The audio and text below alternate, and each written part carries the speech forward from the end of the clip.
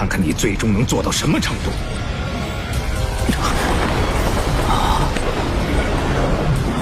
Alright guys, balik lagi sama Ketua Sekte. Gimana kabar teman-teman semuanya? Baik-baik aja ya kan? Nah, di video kali ini kita bakalan ngelanjutin lagi pembahasan rekap alur cerita Donghua Souls 2 ya guys ya. Buat teman-teman yang baru gabung atau belum sempat nyimak pembahasan bagian sebelumnya, Abang Frank saranin nonton dulu ya guys ya, supaya teman-teman gak gagal paham ngikutin kelanjutan alur ceritanya. Linknya udah ada di kolom deskripsi. Oke lah guys, nggak usah kelamaan lagi di awal video. Langsung aja simetriskan posisi rebahan. Inilah waktunya kita baku hantam. Dengan kekuatan luar biasa Edun dan mendapatkan kendali penuh atas tubuh Wo Yuhao, Dewa Binatang Roditian mampu mendesak Dewa Kematian Ye Shisui, serta melepaskan beberapa serangan untuk mengetahui atribut musuhnya, bahkan benar-benar berada di atas angin. 你身为兽神，为何要插手？竟然是你！人类能修炼到这种程度。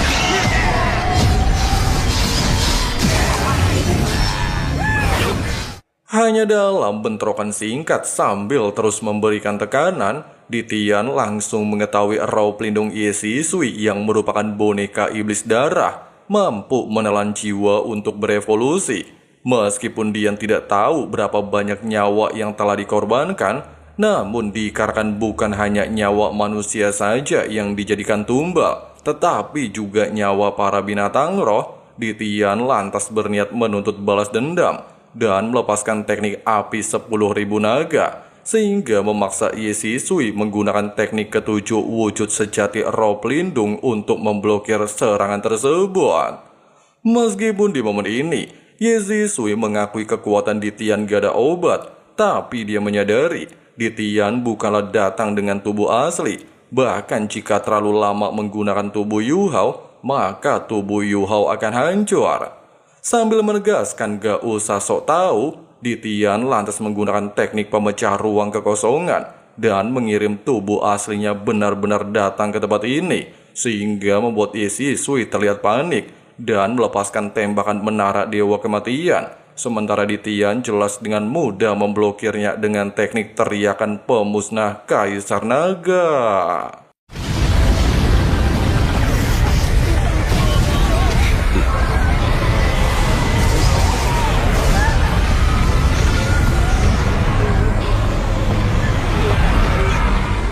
Menyadari tidak memiliki kesempatan untuk menang melawan Dewa Binatang Roditian, Ye Shisui dengan berat hati menarik kembali menara Dewa Kematian dan bergegas pergi meninggalkan tempat ini. Sementara Ditian terlihat heran kenapa Yuhao memprovokasi musuh sekuat Ye Shisui. Pasalnya jika dirinya tidak turun tangan dengan tubuh asli untuk menggertaknya, Ye Shisui mungkin tidak akan pergi dari lokasi ini. Wo Yuhao menegaskan, jika kerajaan Ryu benar-benar menguasai benua, para binatang roh pasti akan menjadi kelinci percobaan. Itulah sebabnya mereka harus bisa mengalahkan kerajaan Ryu. Sambil mengatakan sangat sulit mengubah situasi benua dengan kekuatan menakutkan kerajaan Ryu, Ditian juga mengatakan, Ye Shisui sangat kuat. Bahkan jika dia benar-benar sepenuhnya menggunakan tubuh aslinya, belum tentu bisa menang melawan Ye Shisui. Hanya saja mengesampingkan hal itu dan tubuh Yuhao terlalu banyak menahan kekuatannya, Ditian meminta Yuhao untuk menyembuhkan lukanya dan menjauhi Dolo Dewa Kematian.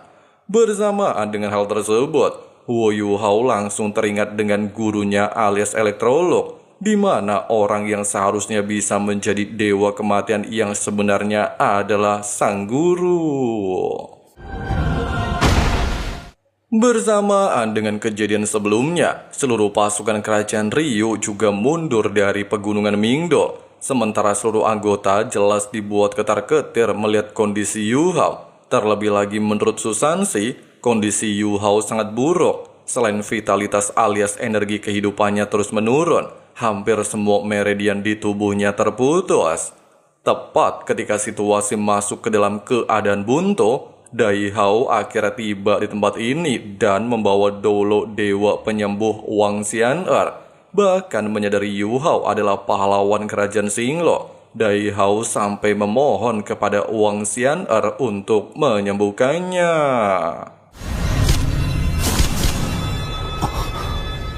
Menurut informasi, Wang Xian'er merupakan master tipe penyembuh nomor 1 di dunia dan memiliki julukan Dewi Penyembuh. Bahkan dia merupakan wakil ketua Aula Kebajikan Kerajaan Xinglo, berada di level 95. Asalkan orang tersebut masih bernafas, tidak ada hal yang tidak bisa disembuhkan olehnya.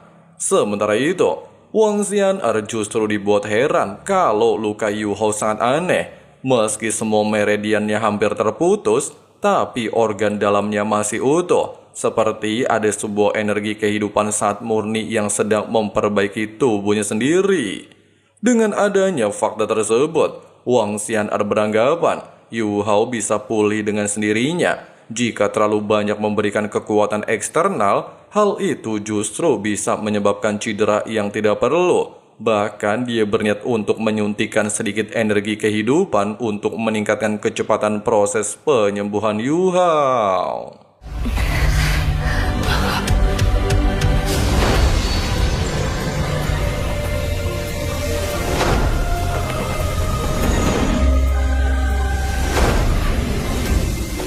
Bukan hanya membantu Yu Hao mengumpulkan energi kehidupan dari mata takdir Yu Hao juga secara tidak langsung dirasakan oleh Wang Xian'er, bahkan membantunya melewati hambatan dan menerobos level 96. Secara bersamaan dengan hal itu dan penampilan Wang Xian'er kembali tua seperti sebelumnya, dia menegaskan Yu Hao hanya perlu beristirahat dan telah melewati masa krisis. 多谢前辈。 Nah, dikarenakan Huo Yu Hao bisa menyembuhkan diri sendiri, serta seluruh anggota juga capek habis nguli, Su Sanxi lantas menyarankan untuk secara bergantian menjaga Yu Hao. Bahkan Ye Gui yang diketahui menyukai Yu Hao langsung menawarkan diri sebagai penjaga pertama, membuat Tang Wutong sedikit merasa sakit di hatinya. Waduh. Keesokan harinya, sambil memeriksa kondisi Wu Yu Hao, serta kondisi Yu Hao mulai stabil sesuai dengan prediksinya, Wang Xian'er terlihat menyadari Ye Gui sangat menyukai Wu Yu Hao. Di saat Ye Gui beralasan hanya menyukai keteguhan Yu Hao terhadap cinta, hal itu tanpa sengaja didengar oleh Tang Wutong, sehingga dia segera mengurungkan niatnya untuk memasuki ruangan. Sementara itu, menyadari Huo Yu Hao telah memiliki kekasih, serta perasaan pada dasarnya sangat sulit untuk dipahami dan menyukai seseorang belum tentu bisa memiliki, Wang Xian'er lantas meminta Ye Gui untuk memberikan cintanya kepada orang lain alias tidak memaksakan kehendaknya. Singkat cerita, hari demi hari berlalu dengan sangat cepat. Setiap anggota silih berganti menjaga Huo Yu Hao sesuai dengan instruksi Su Sanxi sebelumnya, sampai akhirnya giliran Tang Wutong merawat dan menjaga Huo Yu Hao.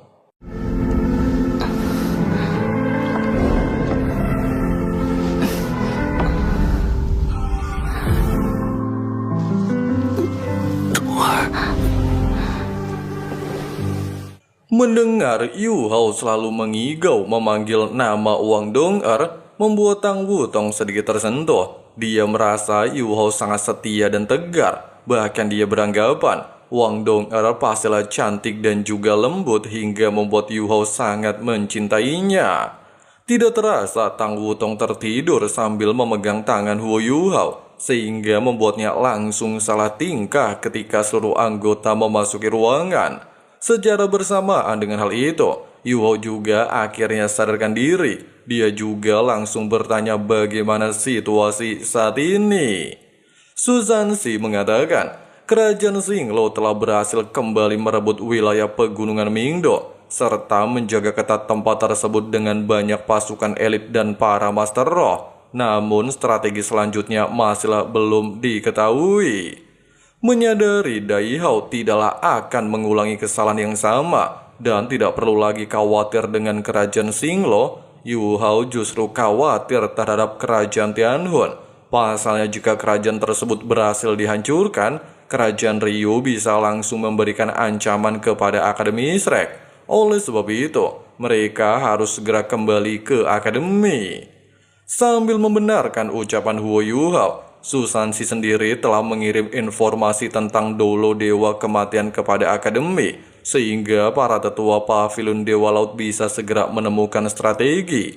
Oleh sebab itu, selama Yuho bisa segera pulih sepenuhnya, mereka juga bisa segera kembali ke Akademi Shrek. 我这是怎么了？ Setelah kepergian anggotanya, Huo Yu Hao lantas bertekad untuk segera menjadi lebih kuat. Dia bahkan mulai memikirkan kekuatan roh di Tian yang sangat berbeda dengan dirinya. Pasalnya kekuatan di Tian seolah-olah berasal dari sebuah lubang hitam yang saling terhubung.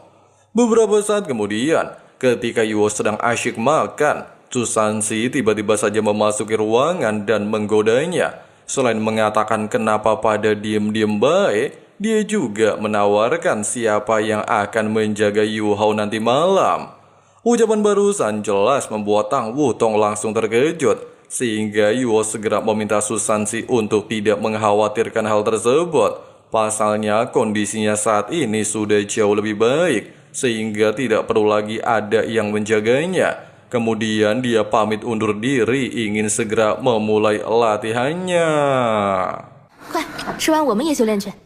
Sambil merasakan meridiannya jauh lebih kuat berkat adanya energi pisau kehidupan, serta bisa menarik lebih banyak energi kehidupan, Yuo juga mulai memikirkan kekuatan roh yang sebelumnya digunakan di Tian. Bahkan dia mulai mencoba untuk memadatkan kekuatan rohnya. Di momen ini, Huo Yu Hao mampu merasakan putaran kekuatan rohnya mulai melambat ketika kekuatan rohnya dipadatkan. Bahkan kekuatan menyerap energi eksternal juga semakin lambat, sehingga membuat Yuho bertanya-tanya, apakah cara yang dia gunakan salah? Pasalnya kekuatan roh di Tian yang terbentuk dari lubang hitam memiliki kecepatan putaran sangat tinggi. Terlebih lagi, kekuatan roh padat merupakan versi sempurna dari cara penggunaan kekuatan roh. Menyadari kekuatan roh seperti itu masih banyak menyimpan rahasia, dan di Tian juga tidak akan memberitahunya, Yu Hao lantas mencoba menggunakan kekuatan dari kedua roh pelindungnya untuk mencoba meniru kekuatan di Tian. Tapi sayangnya, tidak ada satupun yang berhasil. Pasalnya atributnya dan di Tian juga berbeda jauh. Memikirkan hal tersebut, Yu Hao lantas mencoba menggunakan teknik kultivasi surga misterius, sehingga tidak terhubung dengan kedua roh pelindungnya. Bahkan menyadari memadatkan kekuatan roh di dalam tubuh tidak memiliki efek apapun, Yu Hao lantas mencoba memadatkan kekuatan rohnya di luar tubuhnya. Pasalnya kekuatan di luar tubuh mengandung energi langit dan bumi. Menyadari lubang hitam kekuatan roh yang diciptakan menimbulkan medan magnet cukup aneh, serta mempengaruhi seluruh ruangan di sekitar, Yu Hao beranggapan jika lubang hitam sudah mencapai satu lubang kecil hitam dalam tubuh di Tian. Tapi sayang dengan kemampuannya saat ini dan kemurniannya jauh berbeda sama Dewa Binatang Roh, Yu Hao jelas tidak ingin mengambil resiko lebih jauh, sehingga dia langsung mencari lokasi aman untuk mencoba kekuatan tersebut. Meskipun kekuatan roh ini sangat menakjubkan, namun pada dasarnya King Yu Hao belumlah dapat mengendalikan lubang hitam, sehingga mengakibatkannya hilang kontrol dan menimbulkan ledakan luar biasa edon.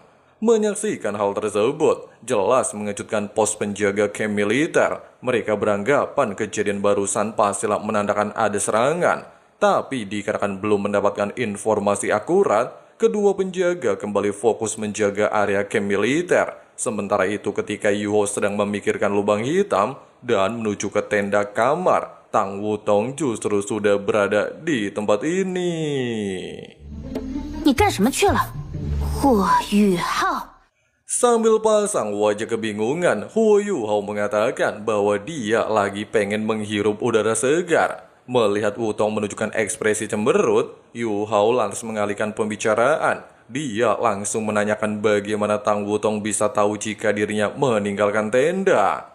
Tang Wutong beralasan jika dia cuma numpang lewat dan mampir sebentar melihat kondisinya. Namun dikarenakan kondisi calon lakinya sudah pulih dan akan kembali ke Akademi Shrek, Tang Wutong bergas pergi meninggalkan ruangan. Waduh, sepertinya Tang Wutong udah mulai jatuh cinta lagi walaupun ingetannya belum pulih ya guys ya. Keesokan harinya, sebelum anggota Sekte Tang meninggalkan kamp militer, seorang komandan telah menghampiri mereka. Selain mengatakan Dai Hao bersama Putri Jiu Jiu tidak bisa meninggalkan pos penjaga akibat situasi perang, dia juga meminta Yu Hao tinggal selama beberapa hari sambil menunggu hadiah gelar bangsawan yang dijanjikan sebelumnya. Meskipun Yu Hao menerima niat baik Adipati Dai Hao, namun dia berharap wilayah pegunungan Mingdo akan tetap hijau selamanya. Kemudian pamit undur diri membawa seluruh anggota meninggalkan area kamp militer. Dikarenakan mereka telah menempuh perjalanan selama 3 jam serta membuat perut keroncongan, Huo Yuhao lantas mencari lokasi pegunungan untuk menyiapkan ikan bakar. Bahkan setelah membakar ikan, Yuhao kembali melanjutkan berkultivasi. Di Zhejiang Nanan, Nan Qiu Qiu bersama Ye Guyi menikmati ikan bakar buatan Yuhao. Tang Wutong justru merasa aneh dengan masakan Yuhao kok berbeda dari sebelumnya, sehingga dia menanyakan opini tersebut kepada Jiang Nanan. Tapi belum sempat Nanan menjawab pertanyaan tersebut, Qiu Qiu mengatakan kalau rasa ikan bakar buatan Abang Frank emanglah lezat. Mendengarkan hal tersebut, Nanan akhirnya mulai mengerti bukan ikan bakar Yuhao nggak enak, melainkan rasa hati pikiran Tang Wutong yang bikin ikan bakarnya jadi aneh. Seingatnya, mengingat Yuhao masih ada urusan penting menemui Elder Swan di Pavilion Dewa Laut, dia lantas meminta Susansi kembali ke Sekte Tang terlebih dahulu. Bahkan sesampainya di Pavilion Dewa Laut, Huo Yuhao langsung berpamitan dengan Tang Wutong. Melihat kepergian Yuhao jelas membuat Tang Wutong merasa kesepian. Dia terus-menerus memikirkan isi hati dan perasaannya, serta tiba-tiba saja memperhatikan Yuhao sedekat ini. Waduh, kayaknya ada sesuatu ya guys ya. Tidak berselang lama, selain Huo Yuhao bersujud di hadapan pohon emas peninggalan Master Moan, dia juga tanpa sengaja bertemu Ye Shisui yang saat ini sudah menjadi dewa kematian kerajaan Rio. Elder Swan mengatakan, sang guru sudah tidak lagi merespon ucapan Yuhao. Pasalnya setelah pohon emas melepaskan sisa energi spiritual menghadapi dewa binatang roh, kejadian tersebut menyebabkan jiwanya terluka. Beberapa saat kemudian, setibanya di ruangan Pavilion Dewa Laut, serta mendengar semua penjelasan Yuhao, seketika mengejutkan Elder Swan. Dia sendiri tidak pernah menyangka bahwa Ye Shisui dan Long Xiaoyao berada di pihak kerajaan Rio. Dengan adanya 2 Master Limit Dolo, mereka bisa mengguncang dunia. 不死前辈不是已经突破了吗？ Elder Swan melanjutkan, dalam serangan dadakan sebelumnya di kerajaan Tianhun, inti jiwa Dubusi mengalami luka parah. Terlebih lagi generasi muda sekte tubuh di ambang kepunahan. Itulah yang menjadi alasan Dubusi tidak pantas bersaing dengan Ye Shisui dan Long Xiaoyao. Bahkan setelah kerajaan Tianhun menerima serangan dadakan, mereka sangat kesulitan memiliki kekuatan bertarung. Mendapati ucapan barusan, Yuhao lantas menanyakan, apakah dengan cara mengumpulkan beberapa sekte masih ada harapan melawan kerajaan Rio? Elder Swan mengatakan, walaupun hal ini pernah dilakukan banyak sekte, namun jika berhadapan senjata dengan menara dewa kematian Ye Shisui, kekuatan mereka terlalu lemah. Tidak ingin melanjutkan pembahasan tersebut, Yuhao mencoba untuk menjelaskan beberapa hal ketika berada di pegunungan Mingdo melawan Ye Shisui.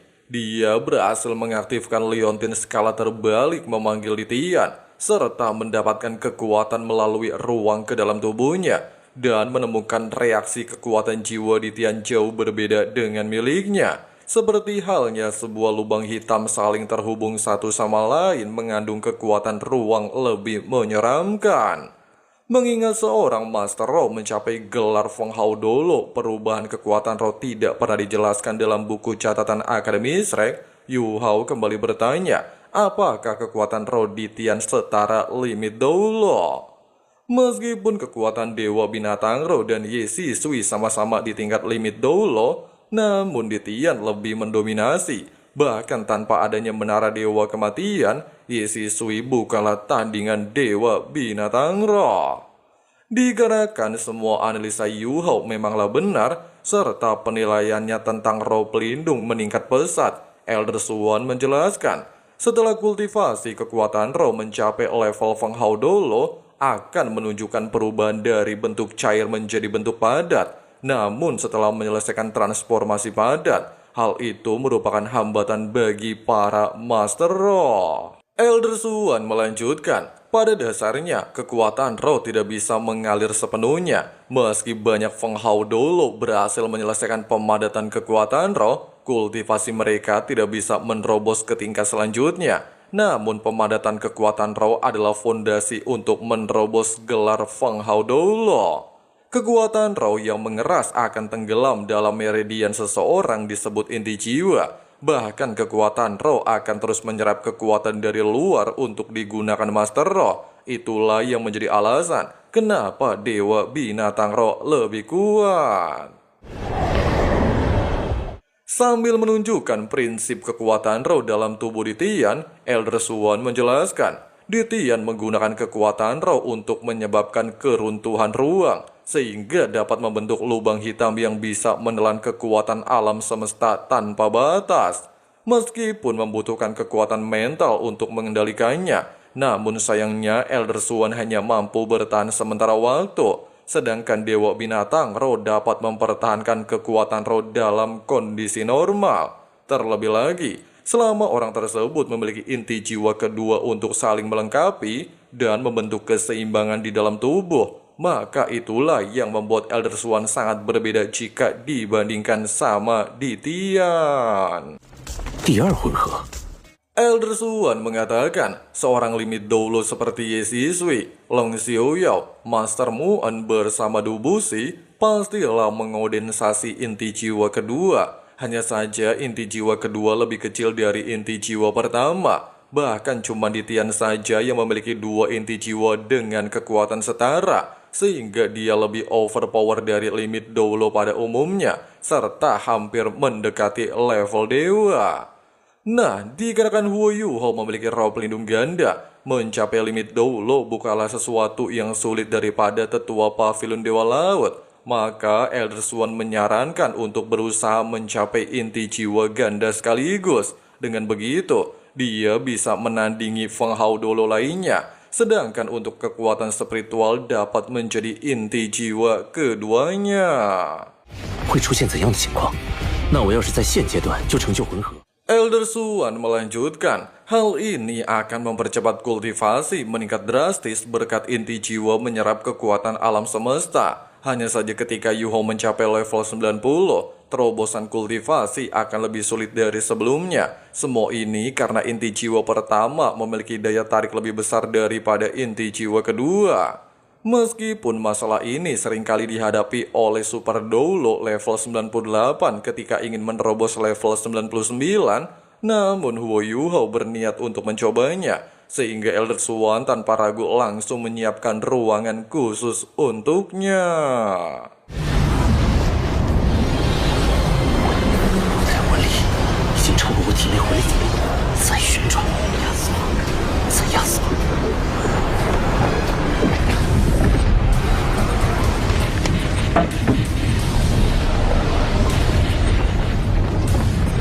让我看看你最终能做到什么程度。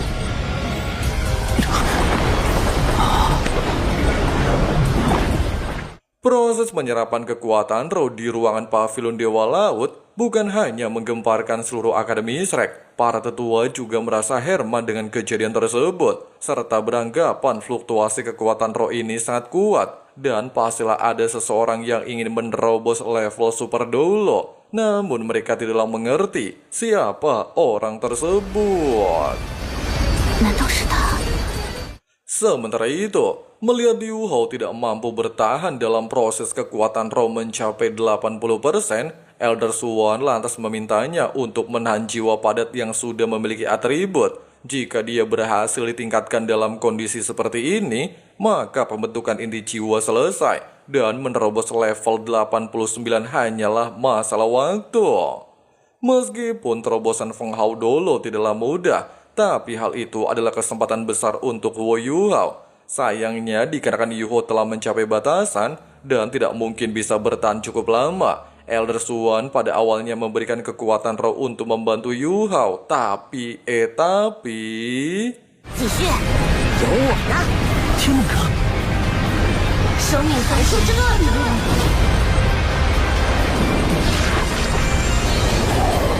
那是什么？ Menyaksikan pengorbanan Sky Dream jelas mengejutkan Bing Er. Pasalnya jika sumber kekuatan Sky Dream gagal membantu Yu Hao menempuh jalan dewa serta meninggoy, maka dia juga akan meninggoy bersama Huo Yu Hao. Meskipun begitu, Sky Dream justru tidak menghiraukannya, di mana sejak awal memilih Yu Hao, Sky Dream telah menetapkan jalan hidup dan mati cuma untuk Huo Yu Hao. Sementara itu, walaupun Elder Swan bisa merasakan kekuatan roh Yu Hao hampir mencapai batasan, hanya saja dikarenakan dia tidaklah bisa mengganggu prosesnya dan menimbulkan serangan balik cukup serius, maka Elder Swan memilih untuk melindunginya dari posisi kejauhan. Di sisi lain, berkat bantuan Sky Dream, Yu Hao berhasil menahan gelombang kekuatan roh sebelumnya, tapi dia seolah-olah merasakan jiwanya terserap ke dalam lubang hitam, sehingga Yu Hao beranggapan kejadian barusan pastilah berasal dari inti jiwa. Dengan fluktuasi luar biasa Edun, King Huo Yu Hao terlihat berhasil menciptakan inti jiwa pertamanya. Bahkan melihat Yu Hao meletakkan inti jiwa pertamanya di kedua alisnya yang berdekatan dengan roh pelindung pertamanya, hal itu membuat Elder Swan merasa senang. Pasalnya jika nanti Yu Hao membentuk inti jiwa keduanya, dia bisa dengan mudah meletakkannya di dalam dantiannya.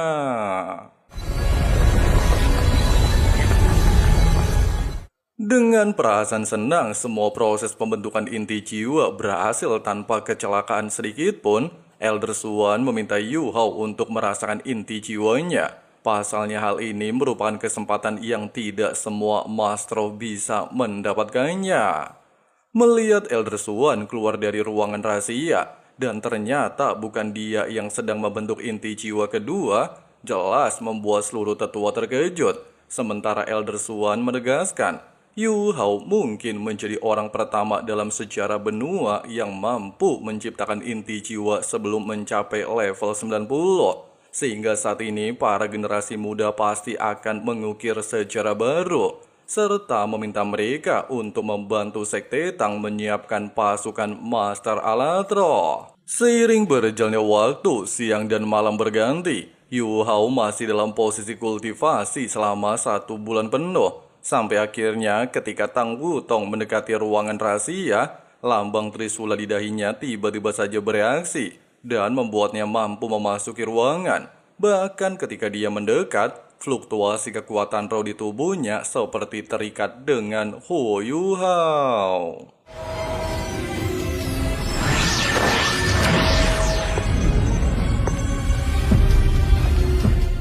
Sayangnya, ketika Yu Hao beranggapan orang di dekatnya adalah Dong Er, hal itu seketika membuat keadaan menjadi canggung. Pasalnya Tang Wutong merasa Yu Hao selalu saja memikirkan Wang Dong Er. Dia juga beralasan, tujuannya datang hanya untuk menyampaikan pesan dari Elder Swan, meminta Yu Hao pergi ke Sekte Tang setelah terbangun. Sementara itu di Sekte Tang generasi baru, para anggota inti dan para murid sedang mempersiapkan segala jenis alat roh yang sebelumnya dikirim oleh Elder Swan. Tidak berselang lama, Huo Yu Hao akhirnya tiba di tempat ini. Dia juga merasa heran apa yang sebenarnya terjadi. kenapa Elder Swan mengirim begitu banyak material Alatro.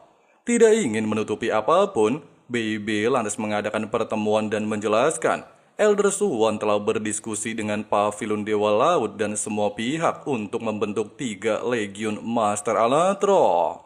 Ucapan barusan jelas membuat Yuho bingung. Pasalnya jika mengikuti kerajaan Ryu, 1 legiun setidaknya berisi 500 pasukan. Jika 3 legiun, maka akan terdapat 1.500 pasukan. Sehingga pastilah sulit melengkapi ketiga pasukan dengan Alatro. BB melanjutkan, legiun pertama disebut Legiun Sekte Tang, dipimpin oleh Dekan Lin Er dan Qian Dodo. Berjumlah 200 orang dan dilengkapi dengan Alatro panah Zuge paling canggih. Pada saat yang sama, akan ada 10 Feng Hao Dolo dari Akademi Shrek di dalamnya.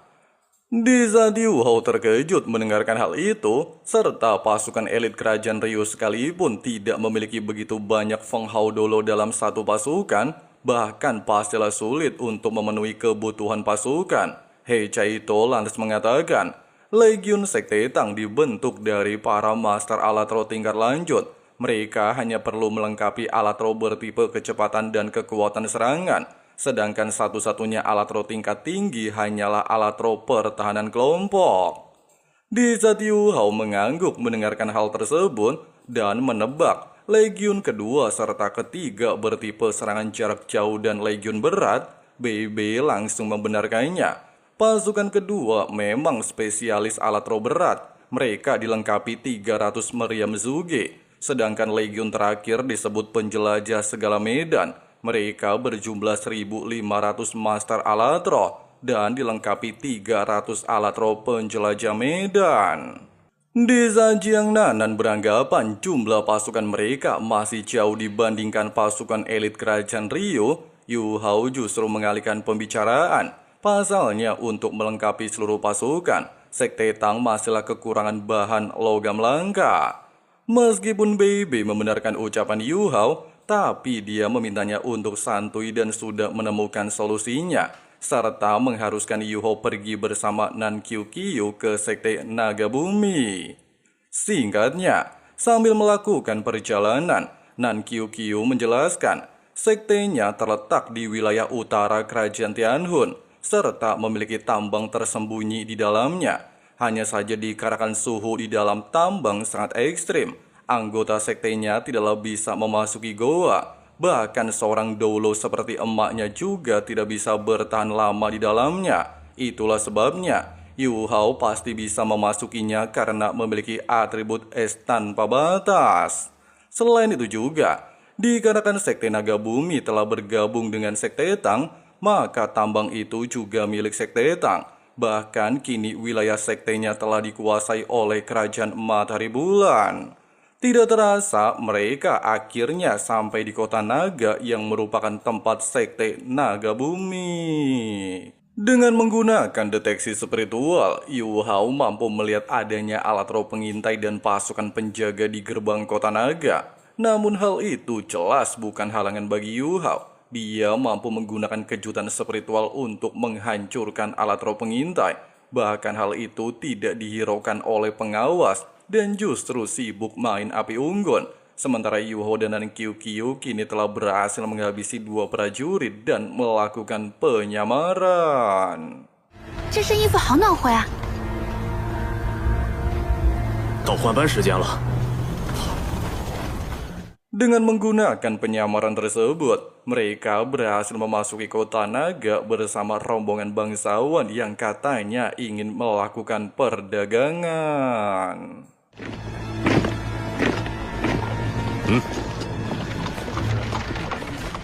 Di saat Yu Hao beranggapan kota Naga tidak terlalu populer dan sudah sewajarnya menjadi kota perbatasan, Nan Qiu Qiu menjelaskan, saat penyerangan terjadi, Sekte Gerbang Naga mencoba melakukan perlawanan dan membantu pasukan penjaga gerbang. Bahkan pemimpin Sekte Gerbang Naga tewas dalam pertempuran, sementara Yu Tianlong menghilang setelah pertempuran. Tidak terasa mereka tiba di kediaman wali kota Naga. Bahkan setelah kota Naga jatuh ke tangan kerajaan Ryu, banyak pedagang dari kerajaan Ryu memasuki kota ini. mereka membawa banyak material anti suhu dingin serta alat roh pengisi energi, bahkan kadang membagikannya secara gratis kepada warga sipil. 我跟进去看看。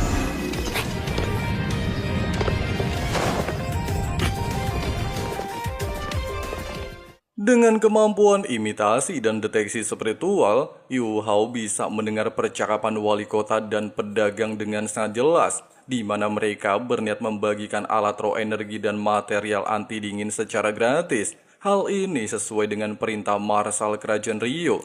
Pasalnya, setelah warga kecanduan alat roh, mereka tidak akan bisa lepas dari Kerajaan Rio.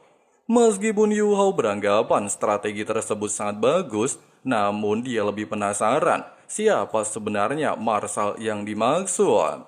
Singkatnya, di saat Yu Hao memuji tindakan Kerajaan Rio bisa mensejahterakan rakyat, Nan Qiuqiu justru terlihat emosi. Namun bagi Yu Hao, taktik yang digunakan Kerajaan Rio sangatlah umum. Pasalnya dengan mendapatkan hati rakyat, maka bisa membuang pembangkang dan tidak perlu menggunakan cara kejam.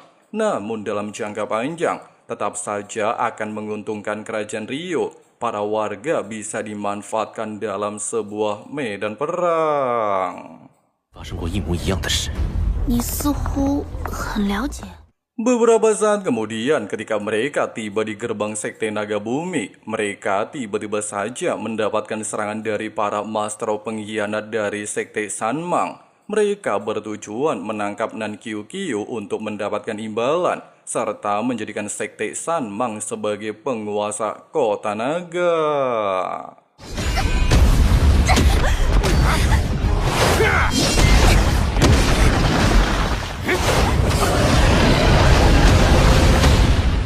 Di saat Nan Qiuqiu baku hantam, Yu Hao justru asik nonton, tidak bertindak sedikit pun. Hal itu dia lakukan memang sengaja untuk membangkitkan potensinya.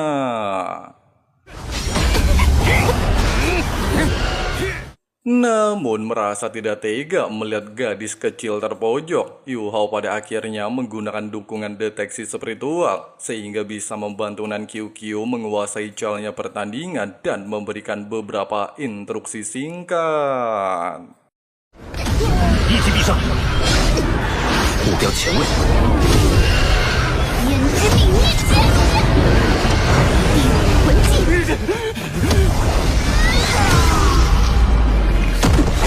被主求了也。 Setelah baku hantam singkat dan memasuki gerbang Sekte Naga Bumi, mereka benar-benar dikejutkan melihat banyak mayat anggota Sekte Naga Bumi tergeletak bagaikan sampah berserakan. 走吧。 Melihat banyak mayat anggota Sekte Sanmang tergeletak dan menyadari hal itu perbuatan Yu Hao, bahkan mendengar Yu Hao telah menembus level 76, membuat Nan Qiuqiu sempat terkejut. Pasalnya dalam kompetisi elit sebelumnya, Yu Hao hanyalah seorang raja jiwa 5 cincin roh, sehingga menandakan Yu Hao memanglah monster di antara monster lainnya. Tidak berselang lama, mereka tiba di lokasi tujuan alias mata air dingin. Di bawah tempat inilah terdapat goa dengan banyak logam aneh. Bahkan Yu Hao juga merasakan ada sesuatu di bawah air yang menariknya. Kemudian Nan Qiuqiu memintanya untuk memeriksanya. Meskipun dia memiliki atribut es tanpa batas, Nan Qiuqiu tetap saja meminta jagoan kita untuk berhati-hati dan tidak memaksakan diri. Sambil merasakan energi spiritual di tempat ini luar biasa melimpah, Yu Hao kembali teringat dengan perkataan Nan Qiuqiu, di mana saat itu leluhurnya pernah mendapatkan kristal aneh beratribut es di tempat ini, serta memiliki sifat logam langka, sehingga leluhurnya selalu menjaga tempat ini. Dia juga percaya ada tambang logam langka atribut es di dalamnya. Mengingat hal itu, Yu Hao sempat beranggapan logam tersebut kemungkinan bisa membantunya menerobos level 80. Selain terdapat banyak energi langit dan bumi atribut es, Yu Hao juga bisa merasakan suhunya sangat mirip dengan mata air dingin dari sumur es dan api yin yang. Tidak membutuhkan waktu lama, Yu Hao menemukan segel pintu masuk ke dalam goa, sehingga dia segera melepaskan energi spiritual untuk membuka simbol formasi, bahkan menggunakan pisau ukir kehidupan untuk menghancurkannya. Di sisi lain, Nan Qiu beranggapan pilihan ibunya memberitahu Yu Hao tentang lokasi rahasia sektenya adalah tindakan tepat. Pasalnya Yu Hao merupakan orang jenius di antara para jenius, sehingga Yu Hao pastilah bisa membantu sekte naga bumi kembali mendapatkan kejayaan di masa depan. Sementara itu baru saja memasuki goa, selain dikejutkan tempat ini sama sekali tidak dimasuki oleh air, dia juga merasa heran dengan atribut es tanpa batasnya. Yu Hao masih merasakan suhu dingin luar biasa hebat.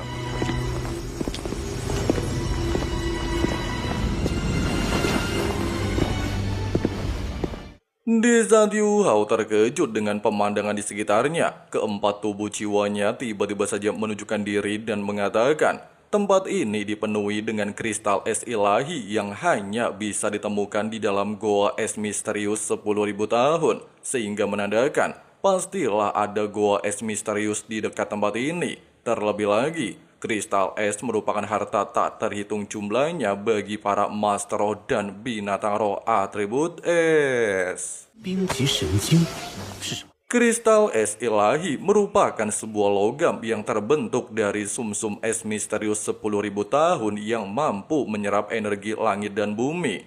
Proses penyerapan itulah yang kemudian menjadikan sumsum es berevolusi menjadi kristal es ilahi sangat langka. Di tengah-tengah penjelasan Bing Er, mereka tiba-tiba saja dikejutkan melihat sebuah inti es menyerap kristal es di tempat ini.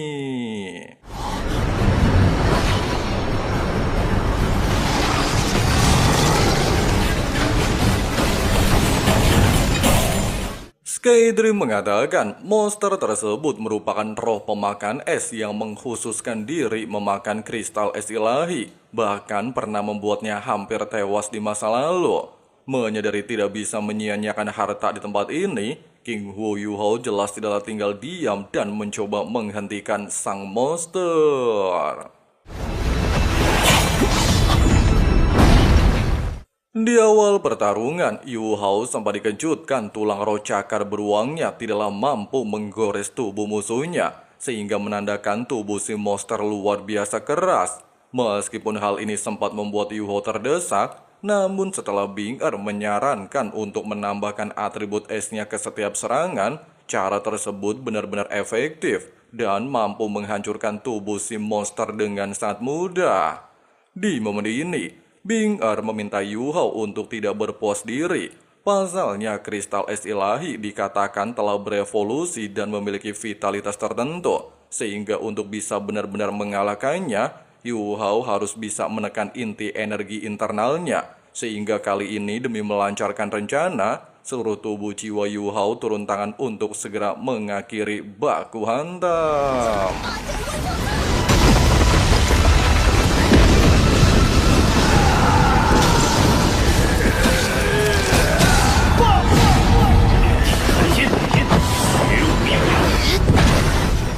Hanya butuh waktu yang singkat, kerjasama luar biasa Edun tersebut benar-benar berhasil menyudahi baku hantam. Bahkan menyadari sifat kristal es luar biasa kuat, Yu Hao beranggapan pastilah akan mampu menciptakan alat roh yang melebihi alat roh lainnya. Sehingga tanpa basa-basi dia langsung menggunakan teknik penarik naga untuk merampok tempat ini. Sehingga bisa memecahkan masalah kekurangan bahan logam sekte Tang demi menyiapkan pasukan elit. Setelah masalah tersebut teratasi, mereka lantas melanjutkan perjalanan menelusuri goa demi mendapatkan sumsum es ilahi 10.000 tahun yang merupakan harta paling berharga. Namun dikarenakan suhu bisa mendekati nol mutlak, serta energi langit dan bumi di dalam sumsum es sangat kuat, Skydream meminta Yu Hao untuk berhati-hati. Baru saja memasuki tempat ini, Yu Hao langsung dikejutkan merasakan energi sangat kuat, bahkan seolah-olah mampu membekukan segalanya termasuk jiwanya. sehingga dia segera menggunakan kemampuan deteksi spiritual dan tanpa terduga melihat begitu banyak sumsum es misterius. Di saat Yu Hao masih terpesona melihat pemandangan di hadapannya, serta suhu sumsum es jauh melebihi kristal es, serta mampu membuat udara sekalipun membeku, Bing Er menjelaskan, goa ini sangat kecil, sehingga udara dingin terjebak di tempat ini menjadi tempat terdingin yang pernah ditemui oleh Bing Er. Hanya kurang dari 5 derajat mendekati 0 mutlak, sudah berada jauh di bawah atribut es milik Hu Yu Hao. Itulah yang menjadi alasan kenapa Yu Hao tidak bisa menyerap energi langit dan bumi dari sumsum es misterius untuk sementara waktu. Di saat Yu Hao kebingungan bukankah atribut esnya berada di level 0 mutlak, Bing Er menegaskan, suhu di bawah minus 150 derajat pada dasarnya sudah memasuki ranah es tanpa batas, tetapi masih ada celah cukup besar dari 0 mutlak. Bahkan dikatakan, suhu 0 mutlak hanya sebuah suhu yang hanya ada dalam teori, kemungkinan hanya bisa dicapai oleh seorang dewa. Mengesampingkan hal itu, Bing Er menyarankan Skydream, Ratu Salju dan dirinya akan menyerap sumsum es misterius dan mengurangi suhu di tempat ini. Kemudian barulah Yu Hao bisa melakukan penyerapan secara bertahap. Meskipun Yu Hao menyetujui hal itu, Bing Er tiba-tiba saja menegaskan dia akan menyerap setengah dari seluruh sumsum es, sehingga membuat Skydream terlihat heran dan bertanya, apakah Bing Er bertujuan menggunakan sumsum es untuk membentuk kembali tubuh fisiknya, berusaha melepaskan diri dari Yu Hao dan hidup seperti di masa lalu. Ucapan barusan jelas membuat Bing Er emosi dan beranggapan Skydream gak punya otak setelah hidup selama 1 juta tahun, di mana karena dirinya merupakan roh pelindung Yu Hao dan bukan tubuh jiwa, serta merupakan serangan terbesar Yu Hao dalam atribut es, maka dirinya bisa menjadikan energi langit dan bumi dari sumsum es menjadi energi asalnya. Sampai nantinya, ketika Yu Hao berniat membentuk inti jiwa keduanya, dia bisa menggunakan sebagian kekuatan yang dia serap untuk membantu proses pembentukan inti jiwa kedua. Selain itu juga, kasus Yu Hao sangat berbeda, di mana Master Roh seharusnya membentuk inti jiwa ketika ingin menerobos level 90. Namun Yu Hao telah memiliki inti jiwa di level 70, sehingga nantinya dia harus kembali membentuk inti jiwa kedua untuk menerobos level 90. Bahkan kesulitannya akan berlipat ganda. Itulah yang menjadi alasan kenapa Bing Er harus memiliki energi asal lebih besar untuk membantu Yu Hao nantinya. Di saat Skydream meminta maaf atas pikiran negatifnya, Bing Er menegaskan, di danau pertanyaan cinta, dirinya sudah berjanji akan selalu berada di sisi Skydream. Jadi bagaimana mungkin dia meninggalkan tubuh Hu Yu Hao? 我已经答应与你在一起了。冰冰，对不起。 Mengesampingkan hal itu, Bing Er lantas meminta para tubuh jiwa untuk segera menyerap sumsum es misterius. Sementara Yu Hao tidaklah boleh menyerap terlalu banyak. Pasalnya efeknya luar biasa kuat. Jika menyerapnya terlalu banyak, Yu Hao bisa saja tidur selama 1 juta tahun layaknya Skydream di masa lalu. Di saat Bing Er mulai melakukan penyerapan satu persatu sumsum es misterius, Yu Hao bisa merasakan energi asal di tubuh roh pelindungnya menjadi semakin kuat. Namun dia tidak menyangka Bing Er justru berpikir positif dan tidak ada niat membentuk tubuh barunya. Tidak terasa, Bing Er telah menyerap 9 sumsum es, membuat auranya menjadi semakin kuat. Kemudian dilanjutkan oleh Skydream melakukan penyerapan, dan hanya mampu menyerap 3 sumsum. Sedangkan rumput es bintang alias tubuh baru Yu Hao hanya berhasil menyerap 6 sumsum. Sementara Ratu Salju tanpa terduga jauh melebihi harapan dan berhasil menyerap 13 sumsum es misterius.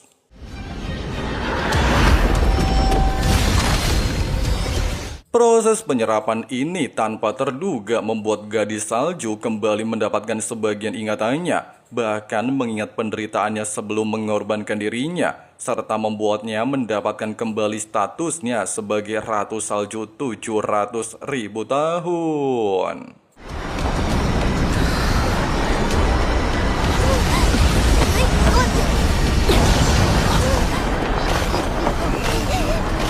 你恢复记忆了。